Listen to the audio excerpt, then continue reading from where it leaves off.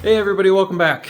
So, that sound that you hear coming from the passenger side of my truck sounds a lot like valve train noise, but what I actually think it is an exhaust leak. It seems to be a pretty common problem with these Gen 3 Hemis like I have in my 2018 Ram 1500 behind me. And it's been a pretty reliable truck. I've enjoyed having it, but when I started hearing that ticking, like I said, I first thought it was valve train noise and I was pretty worried, but then after doing some quick Google searching, seems like it's like I say, a pretty common problem. So in today's video, I'm going to dig in and I'm going to replace this. We're going to go start to finish. I've got a new exhaust manifold kit that I'm going to be putting on from BD Diesel. It's a company. I'm not sponsored by them at all, but looking online, it seemed like they had a pretty good product. So I bought it. Cost me about $500, which I think is probably about half as much as it would cost for me to go and take this in and get this repaired at the dealership. So I'm gonna try to save some money, do it myself, and I'll bring you guys along with me.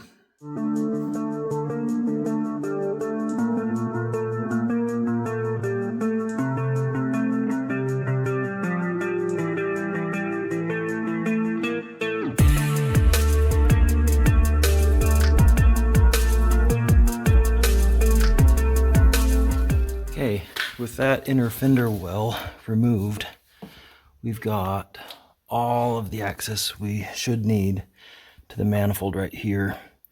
We've got a couple, oh look, that's broken right there. That shouldn't be broken. Okay, let's start removing everything.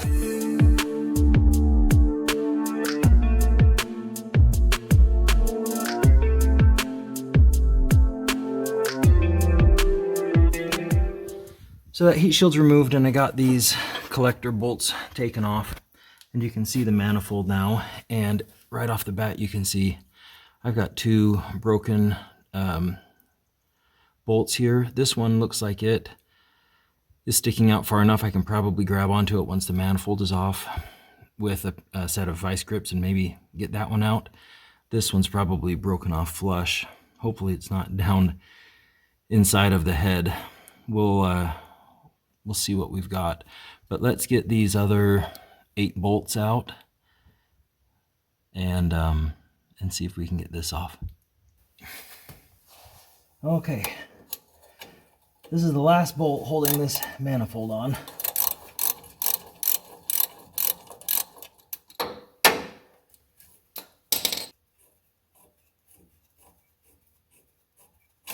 There it goes. Okay, that's the last one. Let's get this out.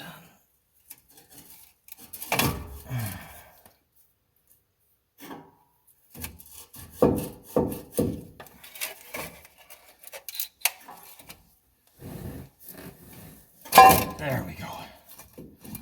Okay.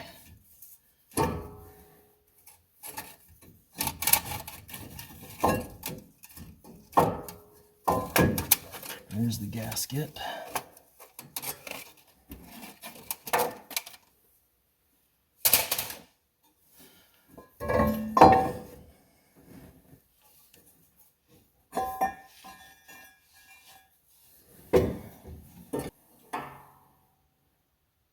Oh my gosh, you guys.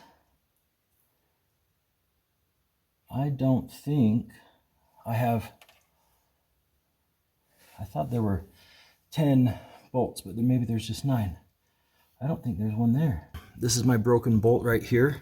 I'm fortunate that it's not broken off flush. I thought that there was also one right here that was broken off, but there's not.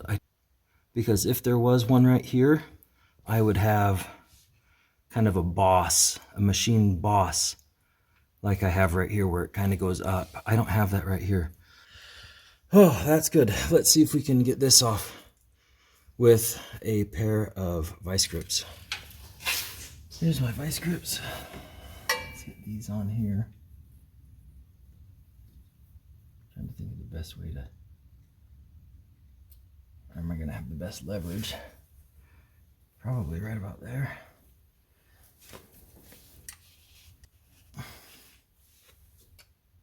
Oh my gosh, it's not even tightened. Look at that.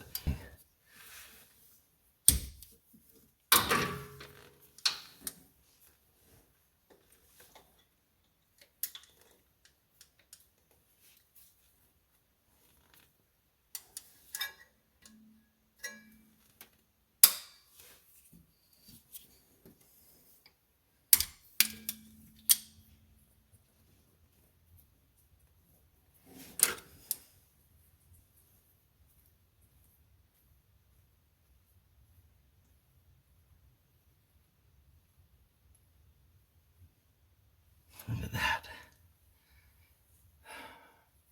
That's the broken bolt. This is my exhaust manifold kit from BD Diesel, the company. It's a couple of manifolds. I decided to just go with manifolds. I'm not using the OEM manifolds because those apparently warp. These seem to be, I don't know how they stack up next to the OEM manifolds, but these seem to be very nice castings. They're nice and flat on the bottom, and came with all of the hardware that I'm going to need. This is all grade 8 hardware and some new gaskets. Now that I've got this manifold off of the truck, we can kind of do a side-to-side comparison between the OEM manifold. I always want to say header.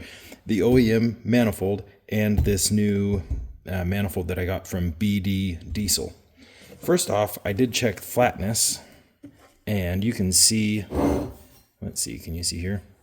There's about an 1/8 of an inch gap.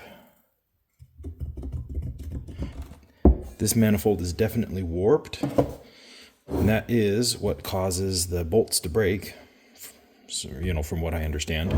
And this is the new manifold from BD Diesel, and it is as flat and true as can be.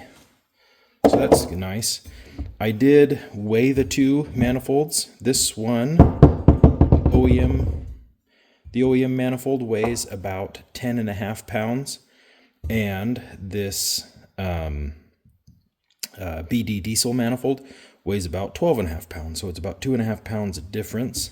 So these stiffening ribs right here on the BD Diesel manifold are a little bit beefier. They look like they're a little bit taller, and so I think that would help out with keeping this manifold from warping. Looks like there's also a little bit of material around each one of the exhaust ports. Not exactly sure, but anyway, this does seem to be a good unit if you do have this problem. So far, this BD Diesel manifold looks pretty nice, but let's put it on the truck and see how it fits. So I'm down here with just some Scotch-Brite and a little bit of WD-40, and I'm just kind of going around trying to clean off any sort of corrosion or dirt that may have been on this, you know, been residing on these bosses where that new intake manifold, that new exhaust manifold gasket's gonna sit. These gasket surfaces are pretty clean now, and I've cleaned everything up. Now I'm gonna go ahead and I'm gonna put the gasket in place.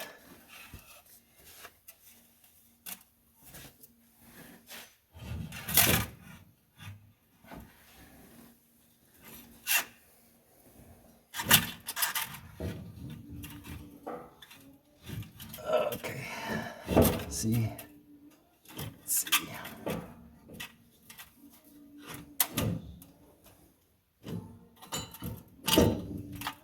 Those are now, that's now held up in place a little bit. It's not gonna go anywhere. Let me go get some more bolts. So far this has taken me about 2 hours to get to this, well, maybe 3 hours to get to this point. I'm gonna keep on working at this and get this buttoned up on this side, and then we'll move over to the driver's side. So I've got all 9 bolts in with the spacers, and I put these bolts in right here into the exhaust collector. However, my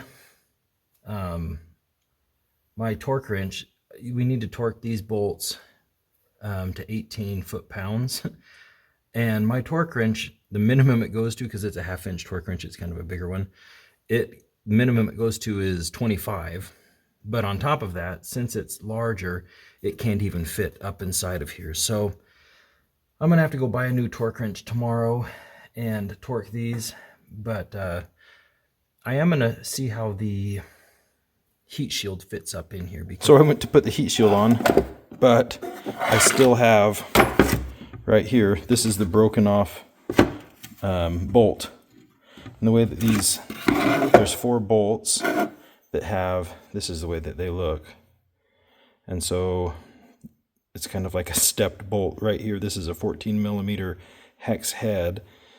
And I don't know what metric thread this is down here or up here, but it's smaller up here and fits through. You torque down, you torque this bolt down into the head, and then you can tighten these, slide the heat shield up over these little bolts, and then you have just a nut that tightens that down. Okay, the way that this heat shield now goes in place, previously, let's use this as an example. Previously, this bolt right here would have been one of those stepped bolts that had the smaller diameter threads sticking out here. And so the heat shield would fit right here. And what they've done is they've cast into the into the manifold an additional little, can you even see what I'm pointing at? Oh yeah. A little threaded hole right there. And so basically this whole heat shield scoots forward about an inch. So here we are over on the driver's side. You can see right here is the steering shaft. Comes out of the cab up here. The instructions from BD Diesel actually say to disconnect this and slide it out of the way. I'm actually not going to do that. I think that I can probably work around it. Hopefully. So we're going to try to leave this connected and we'll see what happens. I am going to start spraying everything down with PB Blaster. Let that start doing its thing, helping loosen all these fasteners. There's one down there. Let's get this heat shield out of the way, and then we can try to get that manifold. So another thing, I don't know if you can see, because it looks like this is an air compressor line, or an air conditioning line, I mean. This is my oil, this is a little support for the oil dipstick, and it bolts in there, so I'm gonna pull that out of the way a little bit. But let's get this, come on.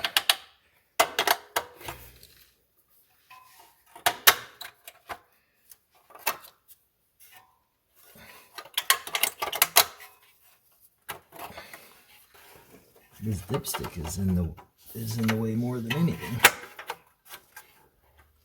It's out. That thing fought me every step of the way. I had to bend up my heat shield a little bit to get it out. And I did take off this, this was a heat cover right here, because there's some wiring that bolts down to the frame right there. But man, that manifold, there's just no space in here between the dipstick. I did look at removing that, but the only way I can see to get it out is there's a bolt that's behind this right here.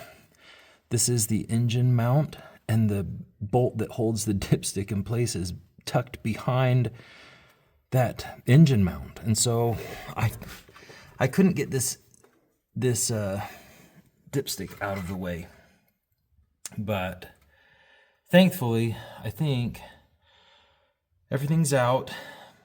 Didn't break anything, and now I'm just going to clean up that surface, these gasket surfaces right here, and get everything put back together. See if I can squeeze the new manifold in, because this one was hard to get out.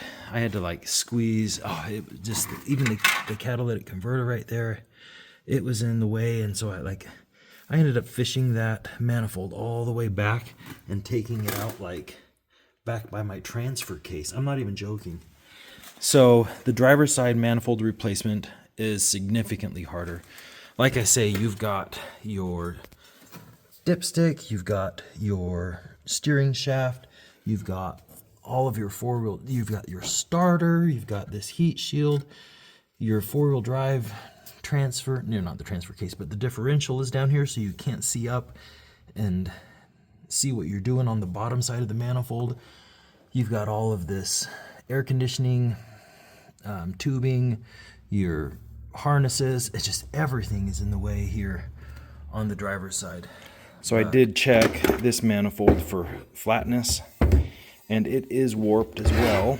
Not quite as badly as the other one, but if I hold it down here on this end, you can see there is a gap. Can you see that gap? If I rock that back and forth. So it's warped. It's probably about half as much as the other one. This one down at this end where I'm showing you right there where it's wiggling, down here it's probably about 1/16 of an inch. So not as bad, and there were no broken fasteners, but that's why I wanted to do this now, is because it would only be more difficult if I had broken fasteners. So that manifold on the driver's side actually went on easier than it came out. I've got all 8 of those fasteners, all of them kind of finger tight, and now I just need to torque them down. So I went and I bought a torque wrench this morning, and the manual says to tighten them to 25 Newton meters. However, since I am an American and I spell gray with an A, I tightened them to 18 foot-pounds. So let's go ahead and get a final torque on those, and then kind of finish buttoning things up. Okay, all of the bolts are torqued. Now, let's just get the heat shield on. Squeeze that in there and attach those 4 bolts. And then we'll just do the exhaust collector right there at the end of the manifold. And this side is done. These manifold collector bolts, they tighten up to 24 foot-pounds.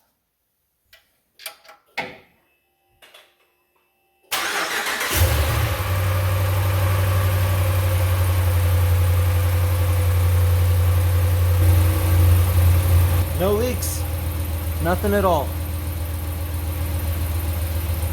Nice and quiet.